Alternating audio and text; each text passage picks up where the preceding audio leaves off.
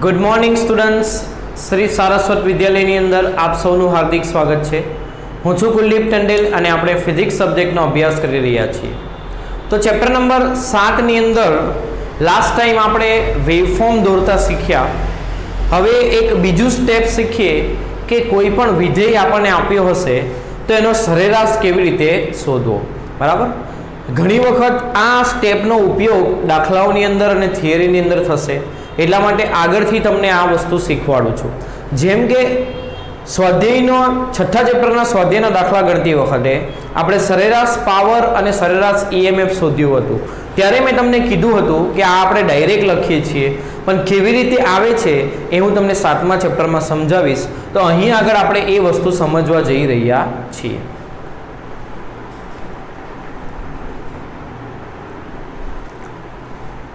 તો કોઈ વિધેયનો સરેરાશ કેવી રીતે શોધવો? કોઈ પણ વિધેયનો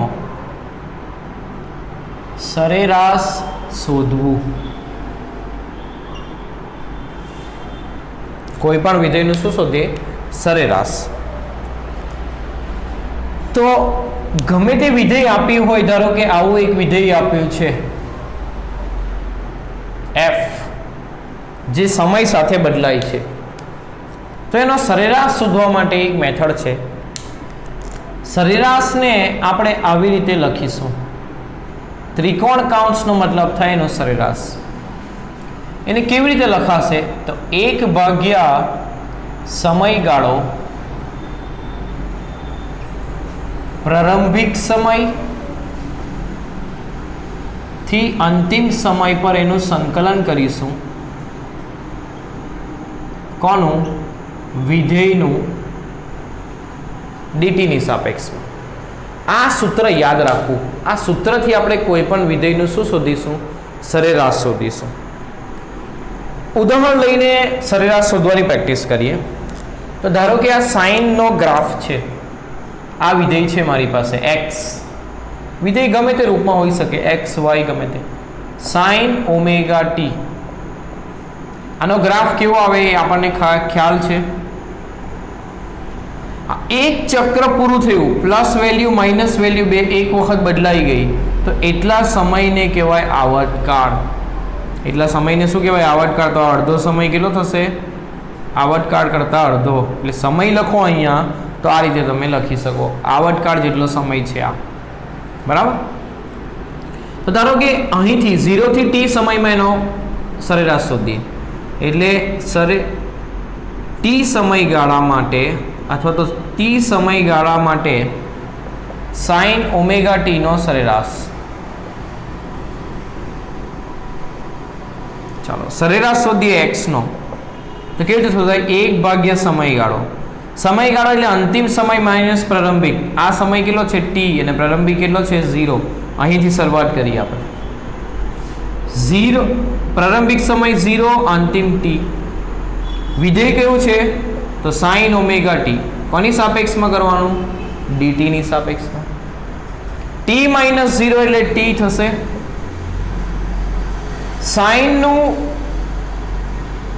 વિકલન, સાઇનનું સંકલન એ માઇનસ કોસ થાય, અને આ ઓમેગા ટી ની સાથે જે ઓમેગા છે ટી સાથે એ છેદમાં આવશે, અને એની લિમિટ થશે કેટલી? 0 થી t.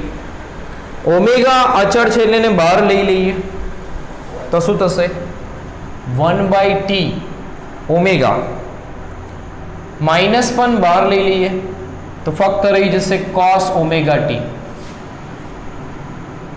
0 થી t. લિમિટની અંદર પહેલા મૂકીએ t ની જગ્યા પર કેપિટલ T, પરંતુ એના માટે આપણે ઓમેગા બરાબર મૂકીશું 2π/t. ઓમેગા બરાબર મૂક્યું 2π/t અને સ્મોલ t ની જગ્યા પર મૂક્યું કેપિટલ T. માઇનસ નીચેની લિમિટ મૂકીએ તો ઓમેગા ઇન્ટુ 0. અહીં પણ એવું જ કરીએ, ઓમેગા બરાબર 2π/t મૂકીએ તો આ શું થશે? cos tt cancel, cos 2π minus cos 0. cos 2π કેટલા થશે? આ tt કેન્સલ, -1/2π.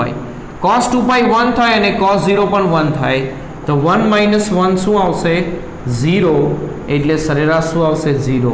એટલે ત્યારે મેં તમને કીધું હતું કે જો સાઇન વિધેયનો સરેરાશ લઈશું તો તે હંમેશા શું આવશે? 0 આવશે. એટલે યાદ રાખજો કે સાઇન વિધેયનો એક જ ઘાત હોય, પછી થીટાની જગ્યા ઉપર ગમે એ લખ્યું હોય, 2 ઓમેગા ટી લખ્યું હોય, 3 ઓમેગા ટી, થીટા 2 થીટા ગમે એ લખ્યું હોય, થીટા લખ્યું હોય, થીટા સ્ક્વેર લખ્યું હોય, બરાબર, ગમે એ લખ્યું હોય, આ થીટા ગમે હોય એ ચાલે, પણ સાઇન વિધેયનો ઘાત એક હોવો જોઈએ, તો આ બધાનો સરેરાશનો જવાબ શું આવે? 0 આવે. આ નોંધી રાખવું આપણે. ચેપ્ટરની અંદર વારંવાર આ વસ્તુનો ઉપયોગ આપણે કરીશું. હવે જેવી રીતે સાઇન વિધેયનો સરેરાશ શોધ્યો તેવી જ રીતે કોસ વિધેયનો શોધ્યો, તો એ કેવી રીતે આવશે? બરાબર, તો કોસ વિધેયનો સરેરાશ શોધીએ. ધારો કે આ વિધેય કોસ ઓમેગા ટી છે, તો એનો ગ્રાફ કંઈક આ પ્રકારેનો હશે.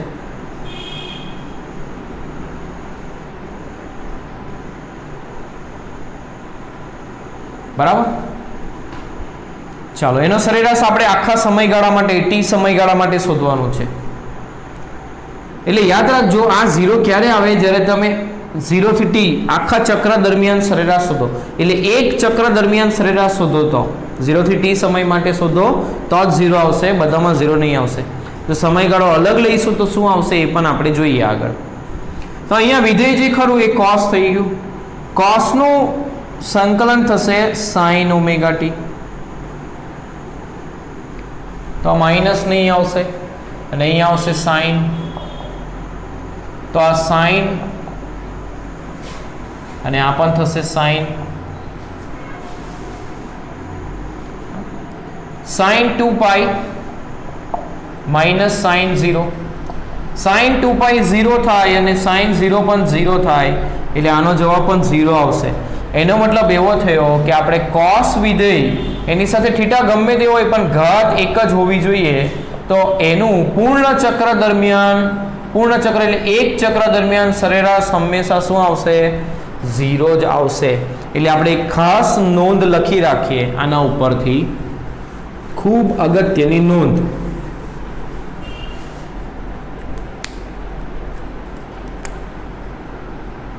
સાઇન અને કોસ વિધેયનું એક પૂર્ણ ચક્ર દરમિયાન, એક પૂર્ણ ચક્ર માટે સરેરાશ મૂલ્ય 0 મળે છે. બરાબર, એટલે ખાલી સાઇનનો એક ઘાત હોય કે કોસનો એક ઘાત હોય તો એનો સરેરાશ આપણે શું લઈશું? 0 લઈશું. હવે ધારો કે પૂર્ણ ચક્ર દરમિયાન નહીં કરીએ, અર્ધ ચક્ર દરમિયાન કરીએ, તો કેવી રીતે કરવાનું એ શીખવાડું. એટલે ત્યારે આપણે ડાયરેક્ટ વાપરશું નહીં, આમાં ડાયરેક્ટ વાપરશું. જ્યારે પણ પૂર્ણ ચક્ર દરમિયાન સરેરાશ લેવાનું થશે તો ડાયરેક્ટ 0 લખીશું. આ બધા સ્ટેપ કરીશું નહીં. આ તો ક્યાંથી આવ્યું એ સમજાવું છું. પણ ધારો કે સાઇન વિધેયનું અર્ધચક્ર દરમિયાન, અર્ધચક્ર માટેનું સરેરાશ મૂલ્ય, અર્ધચક્ર માટેનું સરેરાશ મૂલ્ય, એટલે સાઇનનો આપણે સરેરાશ શોધીએ છીએ પણ અર્ધચક્ર માટે. અર્ધચક્ર એટલે સમજો 0 થી કેટલા સમયગાળા માટે? T/2 માટે. ચાલો સરેરાશ શોધીએ. કોનો? Sine omega ટીનું. 1 સમયગાળો, સમયગાળો કેવી રીતે લખાય? અંતિમ સમય માઇનસ પ્રારંભિક, પ્રારંભિક સમયથી અંતિમ સમય. વિધેય છે સાઇન ઓમેગા ટી dt, આ રીતે લખાય. T/2 એટલે 2 ઉપર જશે એટલે 2/t આવશે. સાઇનનું થશે માઇનસ કોસ ઓમેગા ટી અને ઓમેગા નીચે આવશે 0 થી T/2. ઓમેગા બહાર લેવાનો રહેશે, માઇનસ પણ બહાર લઈએ અને ઓમેગાની જગ્યા પર મૂકીએ 2π/t ઇન્ટુ t, 0 થી T/2. તો -2 ઓમેગા બરાબર મૂકીએ 2π/t લિમિટ મૂકીએ, પહેલા cos t ની જગ્યા ઉપર શું મૂકશું? t/2 અને પછી t ની જગ્યા ઉપર શું મૂકશું? 0 0 મૂકીશું તો આખું પદ 0 જ થઈ જશે. 2 2 કેન્સલ, t કેન્સલ, -1/π અને cos 2 2 cancel, t cancel, cos π -0 તો -1/π cos π થશે -1 -1 -0 એટલે -1 માઇનસ માઇનસ +1 એટલે 1/π. એનો મતલબ sin ઓમેગા t નું સરેરાશ તો અડધા ચક્ર માટે શોધીશું તો જવાબ શું આવશે? 1/π આવશે. એટલે અડધું ચક્ર એટલે આટલા જ ચક્ર માટે જો સરેરાશ મૂલ્ય શોધીએ sin વિધેયનું તો એનો જવાબ આવે કેટલો? 1/π. ખ્યાલ આવે છે?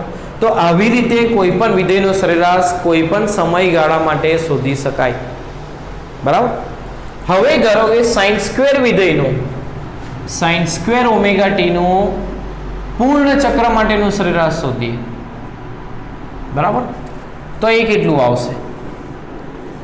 તો sin² થીટા કે cos² થીટા માટે જ્યારે તમે સરેરાશ શોધો ત્યારે ત્રિકોણમિતિય વિધેયના બે સૂત્રોનો ઉપયોગ કરવાનો. ત્રિકોણમિતિ વિધેયના બે સૂત્રનો ઉપયોગ કરવાનો. કયા સૂત્ર એ અહીંયા લખી રાખું? sin² થીટા બરાબર 1 - cos 2θ/2 લખાય અને cos² થીટા બરાબર 1 + cos 2θ/2 લખાય. તો જ્યારે આપણે sin² ઓમેગા t નો સરેરાશ શોધીએ ત્યારે આપણે sin² ઓમેગા t ને એટલે sin² થીટાને આ રીતે લખી શકીએ 1 - cos 2θ એટલે 2 ઓમેગા t / 2 આવી રીતે લખી શકીએ. હવે બંનેને સેપરેટ કરી દઈએ એટલે 1/2 - cos 2 ઓમેગા t/2 આવું થશે. એટલે 1/2 નું સરેરાશ માઇનસ cos 2 ઓમેગા t/2 નું સરેરાશ આવું થશે. અચળ પદ એટલે કે જે મૂલ્ય બદલાતું ન હોય તેનું સરેરાશ તેનું તે જ આવે. આ અચળ પદ બહાર આવી જશે અને ફક્ત cos 2 ઓમેગા t નું સરેરાશ લેવાનું રહેશે. ફક્ત cos ની ઘાત 1 હોય તો પૂર્ણ ચક્ર દરમિયાન એનું સરેરાશ આવે 0 એટલે આનો જવાબ આવ્યો 1/2. એટલે આના ઉપરથી આપણે એક વસ્તુ યાદ રાખીશું કે જ્યારે sin² અને cos² વિધેયો આવે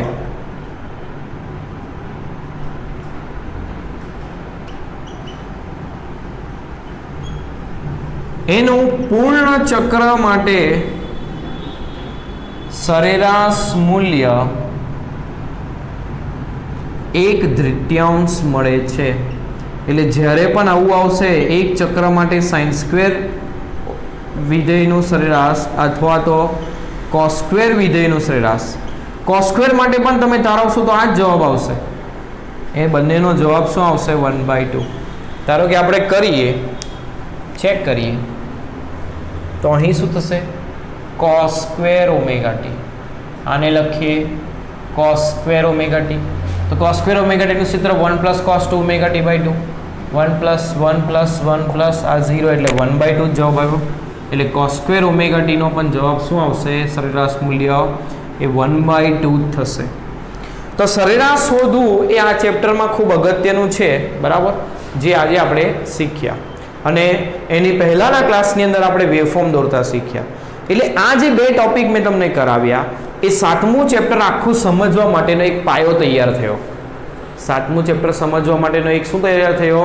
પાયો તૈયાર થયો કે આ બેઝિક વસ્તુઓ તમને જો આવડશે તો આગળ જઈને એ ચેપ્ટર સમજવું આપણા માટે ઇઝી રહેશે.